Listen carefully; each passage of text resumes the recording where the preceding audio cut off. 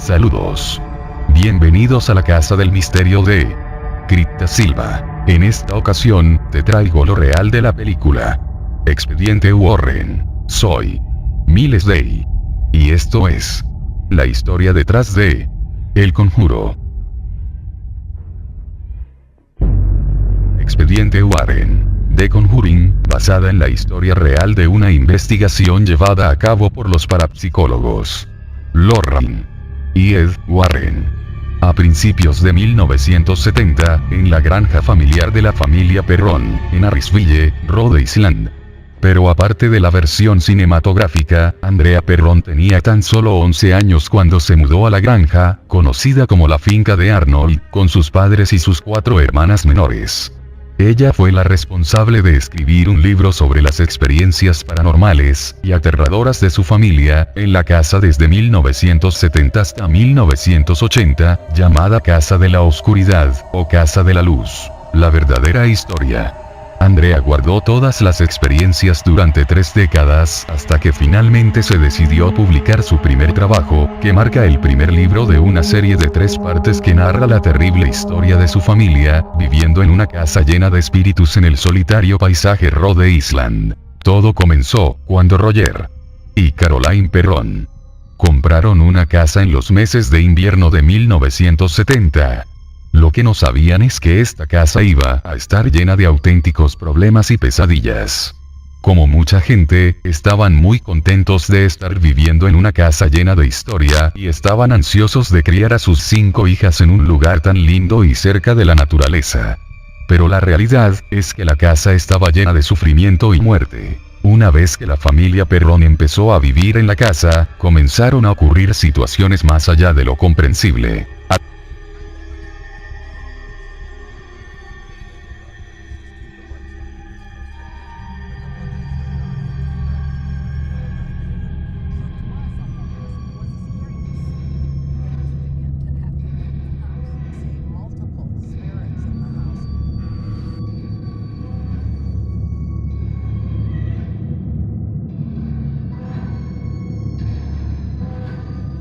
Al principio muchos de estos acontecimientos paranormales parecían ser inofensivos, como una entidad que olía las flores y las frutas, y que daba un beso de buenas noches a los niños en la cama.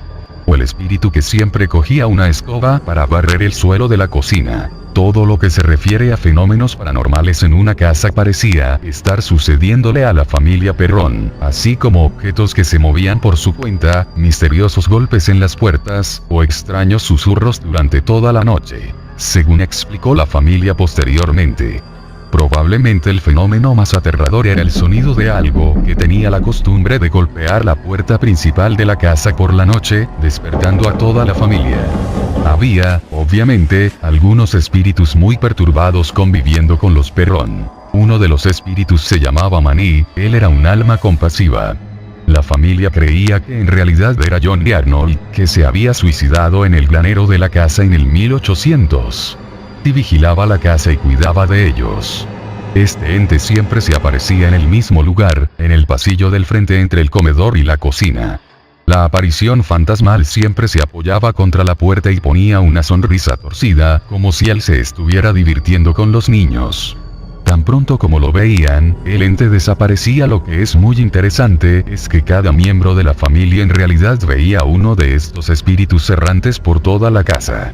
Pero no fueron los únicos en experimentar todos estos fenómenos, porque la familia que vivió en la casa antes de los Perron, también compartieron fenómenos ciertamente aterradores.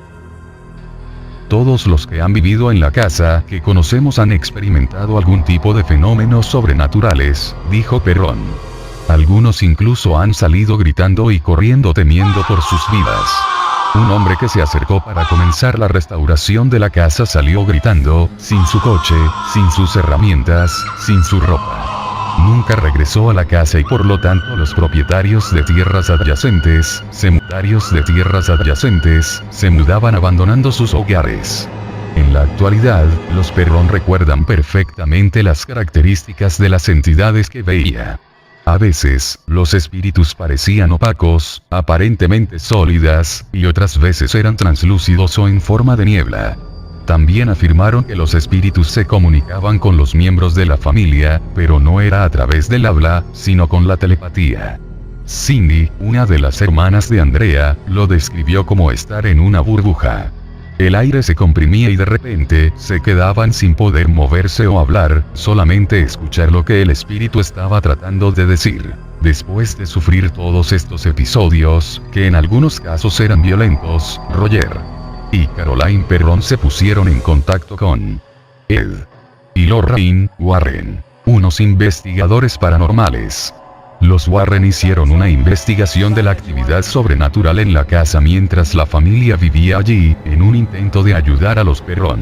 Durante una sesión de espiritismo, algo salió ciertamente mal, despertando y evocando una terrible presencia, que la señora Warren aseguró que se trataba de Batseba, que la describió como un alma olvidada de Dios.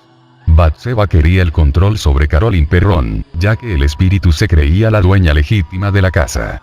Pero el espíritu deseaba a Roger, y codiciaba a los 5 hijos. Caroline explicó más tarde que el espíritu se le acercaba por la noche y la describía como un ser con una cara espantosa, deforme y con el cuello roto. Según la leyenda local y el folclore, Batseba era sospechosa de ser una bruja practicante y fue acusada de sacrificar a un niño lactante como una ofrenda a Dovahkiin, el diablo encarnado. A pesar de esto, por faltas de pruebas fue absuelta por la justicia, pero ante la sociedad siempre fue culpable y considerada una maléfica bruja. En 1885, Dovahkiin murió de una extraña parálisis que los médicos jamás pudieron explicar, en el completo olvido y tras una larga y triste vida acusada como un ser maligno. Luego de su muerte más de 2 docenas de muertes misteriosas y trágicas ocurrieron en la propiedad. A pesar de la ayuda de Ed y Lorraine Warren, acabaron perjudicando a la familia. Los Perron se quedaron en la casa durante 10 años más antes de poder marcharse definitivamente, ya que el mal los acompañaría donde sea que hubiesen ido.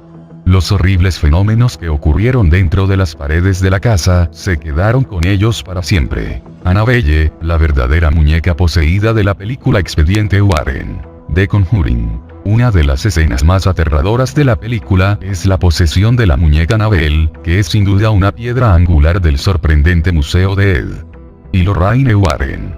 Sobre lo paranormal.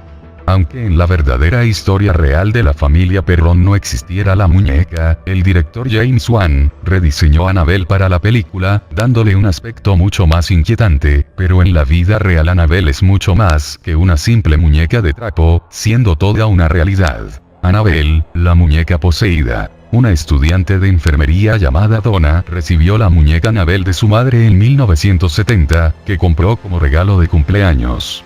Donna vivía con sus compañeras de piso Angie y Lou, y al principio la muñeca solamente era utilizada para adornar el cuarto. Sí. Camila contactó a una medium y nos dijo que una niña de 7 años llamada Annabelle Higgins falleció en este apartamento. Se sentía sola y le agradó mi muñeca. Imagino que solo quería ser amigos. Cuando nos enteramos sentimos lástima por ella. Somos enfermeras, ayudamos a las personas. Así que le dimos permiso para que entrara la muñeca. Poco después, Donna y sus compañeras comenzaron a observar que la muñeca cambiaba de ubicación, moviéndose alrededor de su apartamento. Lo que al principio parecía una simple anécdota, pasó a ser terrorífico, ya que Donna y Angie encontraron mensajes que habían sido escritos en algunos papeles que decían: "Ayúdanos" o "Ayúdalo", que llegaron a la conclusión que debían haber sido escritos por la muñeca. Varios salieron a dar una vuelta, dejando a Annabelle en la cama de Donna. Cuando volvieron la encontraron en el sofá, con las manos manchadas en sangre o algún tipo de líquido rojo, que parecía venir de la propia muñeca. Eso fue suficiente para que Donna llamara a una medium. La medium le dijo que mucho antes de que se construyera el complejo de apartamentos, había habido un campo en esa propiedad. Una niña de 7 años llamada Annabelle Higgins había sido encontrada muerta en ese campo. Con el paso del tiempo su espíritu se mantuvo en el sitio, y cuando la muñeca entró en la casa, el espíritu de la niña se aferró a ella. Según la medium, la muñeca solo quería estar con ellas. Donna, Angie y Lou accedieron a que Annabelle se quedara con ellas. Y fue entonces cuando se desató el infierno. Lou comenzó a tener pesadillas, sueños donde Annabelle estaba en su cama, subiendo por su pierna mientras que ella no se podía mover, deslizándose hasta su cuello, cerrando las manos de la muñeca alrededor de su garganta, y ahogándola. Se despertaba aterrorizada, y como si la hubieran asfixiado. Unos días después de este suceso, Lou y Angie estaban en el comedor, cuando escucharon que alguien correteaba por la habitación de Donna. Se quedaron sin poder hablar. Donna no estaba en ese momento, abrieron la puerta y no vieron nada fuera de lo común, a excepción de la muñeca Annabelle, que se encontraba fuera de la cama y sentada en un rincón. Cuando Lou se acercó a la muñeca fue consumida con ese sentimiento, una sensación de ardor en la parte posterior del cuello que indicaba que alguien la estaba mirando, pero detrás de ella no había nadie, la habitación estaba vacía.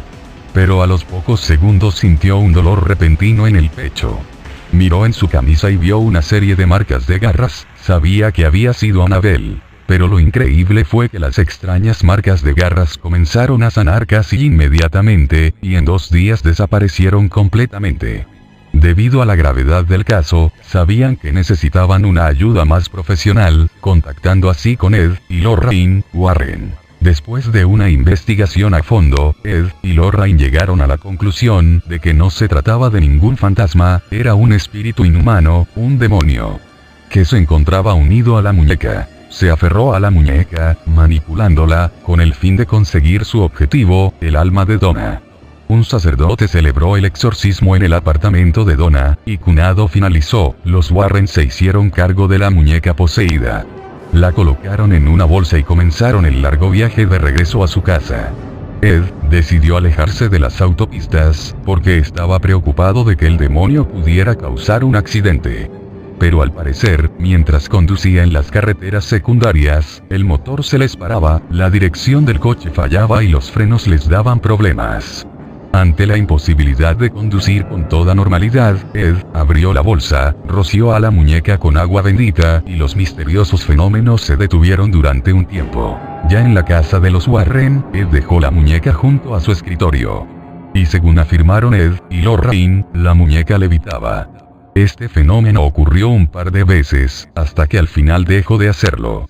Después de 2 semanas de relativa tranquilidad, Annabelle volvió a las andas, ella comenzaba a aparecer en las distintas habitaciones de la casa de los Warren. Viendo los fenómenos paranormales que estaba ocurriendo, decidieron llamar a un sacerdote católico para exorcizar a Annabelle. Cuando le explicaron lo que estaba ocurriendo, el sacerdote no se lo tomó en serio, y les dijo, no es más que una simple muñeca de trapo. No puede hacer daño a nadie. Cuando se marchó de la casa de los Warren, mientras que el sacerdote regresaba a su casa con su vehículo, los frenos le fallaron, y su coche quedó destrozado en un horrible accidente. Por suerte él sobrevivió. Los Warren decidieron construir una urna de cristal para Annabelle, en la cual continúa residiendo en la actualidad. La urna, completamente estanca, parece evitar que la muñeca se mueva, pero la realidad es que la terrible entidad sigue esperando ahí, esperando el momento oportuno, lista para que algún día pueda volver a ser libre. Gracias. Como les dije, la realidad supera siempre a la ficción. Recuerden, no hay fuerza más poderosa que la de Dios. Soy Miles Day. Y esto fue la historia detrás de El Conjuro.